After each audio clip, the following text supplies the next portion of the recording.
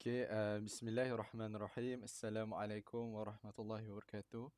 Jadi insya-Allah kumpulan kami akan membentangkan berkenaan dengan kesan orientalisme dalam fenomena Islamofobia. Terlebih dahulu saya nak memperkenalkan diri saya dululah.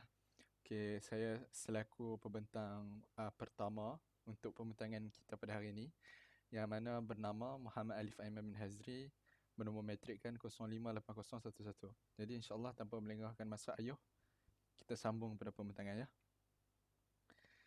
Okey. Jadi inilah tajuk kita pada hari ini, kesan orientalisme dalam fenomena Islamofobia. Jadi saya akan terangkan berkenaan dengan poin yang pertama, iaitu punca Islamofobia ni dia semakin kuat. Okey. Poin yang pertama ni pula dia pecah kepada dua. Yang pertama iaitu orientalis mengkaji kelemahan Islam dan umatnya.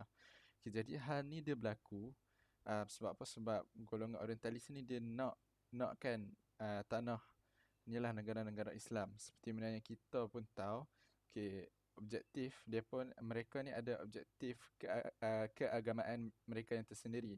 Jadi mereka ni nakkan umat Islam ni semakin jauh dari agama dan nak keluarkan orang Islam tu daripada agama Islam tu sendiri. Serta mereka juga nak memecah belahkan perpaduan antara orang Islam. Jadi motif keagamaan orientalisme ni kalau ia ikutkan dari segi Mahmud Hamdi Zakzuk pula, ialah mereka ni menyerang Islam dan mencari titik kelemahannya. Mereka ni berusaha sedaya upaya untuk meyakinkan orang lain bahawa agama Islam ni diambil daripada agama Yahudi dan Kristian. Jadi seterusnya mereka ni juga memelihara penganut Kristian daripada pengaruh Islam dengan cara menyembunyikan kebenaran Islam. Jadi mereka meyakinkan penganut agama Kristian ni tentang kelemahan Islam, serta memperingatkan mereka ni supaya tidak menyerah kalah kepada Islam. Jadi akhir sekali mereka ni menyebarkan ajaran Kristian lah, dan seterusnya mengkristiankan orang Islam.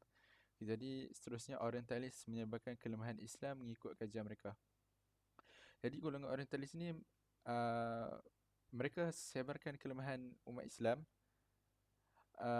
kerana mereka ni nakkan umat Islam ni semakin ditindas dan mereka nak menghina Islam lah. Jadi hal ni dia berlaku sebab golongan orientalis ni mereka ada metod ataupun kajian mereka tersendirilah. Dan sambil mereka mengkaji tu, mereka juga menyebarkan kelemahan orang Islam pada masa yang sama. Dan mereka juga menyebarkan fahaman sekularisme dan liberalisme, penyebaran fahaman nasionalisme yang sempit, merosakkan nilai akhlak pemuda-pemudi Islam dan memutabelikkan kefahaman Islam. Hal ini demikian merupakan satu cara ataupun metod mereka ni lah untuk mengkaji umat Islam. Mereka ni bukan sahaja memecahkan umat Islam, malah menyebarkan lagi perpecahan tu lah. Mereka memperbesarkan lagi lah perpecahan tu dengan penyebaran kelemahan dan benda-benda yang mereka buat ni lah.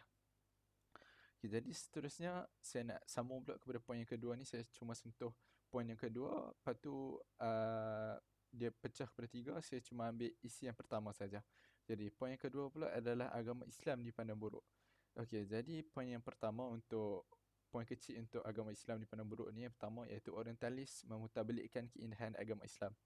Jadi Islam ni kita pun tahu merupakan satu agama yang indah, namun dengan kehadiran orientalis yang mana jahat, yang durjana ni, dah menyebabkan keindahan agama Islam tu dia diputarbelikkan dan dibohongkan oleh golongan-golongan orientalis ni.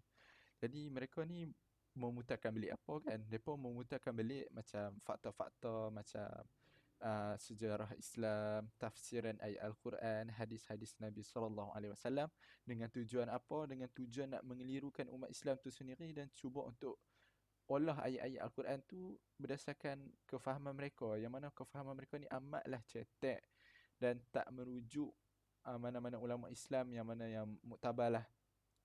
Selain tu sebahagian orientalis ni mereka ni sanggup mempengaruhi pelajar perseliaan mereka, yakni pelajar-pelajar bawah mereka, agar mengubah beberapa pandangan ulama Islam tentang sesuatu isu bagi mengelirukanlah dapatan kajian yang dihasilkan. Akhirnya lahirlah tokoh-tokoh Islam yang mana menjadi hamba para orientalis yang menyeleweng dari ajaran Islam yang sebenar. Hal ini demikian kita dapat lihat bahawa golongan ni telah banyak buat perkara yang dapat mencalakan agama Islam dan keindahan agama Islam tu yang tersendiri. Saya rasa setakat itu saya punya pemotongan. Sekian, Assalamualaikum warahmatullahi wabarakatuh. Sekian, terima kasih. Bismillahirrahmanirrahim. Nama saya Muhammad Najmi Aiman bin Anwar, nombor matrik 058099. Kita sambung dengan imej agama Islam dan umatnya tercemar. Disebabkan penyebaran kelemahan Islam yang tidak benar sama sekali itu serta beberapa maklumat berkaitan Islam yang telah diputarbelikkan oleh golongan orientalis ini telah membuatkan agama Islam dan umatnya tercemar. Hal ini demikian kerana masyarakat bukan Islam akan memandang serong terhadap agama serta umat Islam. Dengan itu, pelbagai pandangan dan pendapat negatif yang akan ditujukan terhadap Islam dan umatnya. Seterusnya, menyukarkan orang lain untuk menerima Islam.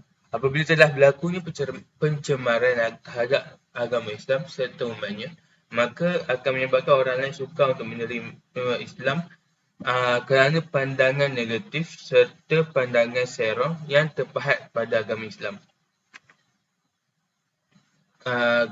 Sambung lagi dengan golongan Islamofobia bertambah. Kajian orientalis disanjungi, Islam pula dipandang hina. Hal ini demikian berlaku kerana apabila agama Islam itu telah dipandang serong oleh kesemua umat manusia, maka mereka akan menyanjungi kajian orientalis ini kerana mereka menganggap golongan ini sebagai wira atau pengkaji yang telah menyingkap kebenaran berkaitan agama Islam. Walhal mereka semua telah ditipu daya dengan muslihat serta penyebaran maklumat yang tidak sahih sama sekali dengan Islam. Dengan itu, agama Islam serta umatnya akan dipandang hina kerana telah dicemarkan oleh tipu daya golongan orientalis ini. Teranya, kajian yang tidak benar akan terus tersebar. Pada era globalisasi ini, kita juga dapat lihat penyebaran maklumat palsu itu dengan amatlah mudah untuk kita sebarkan dengan bantuan media sosial dan sebagainya.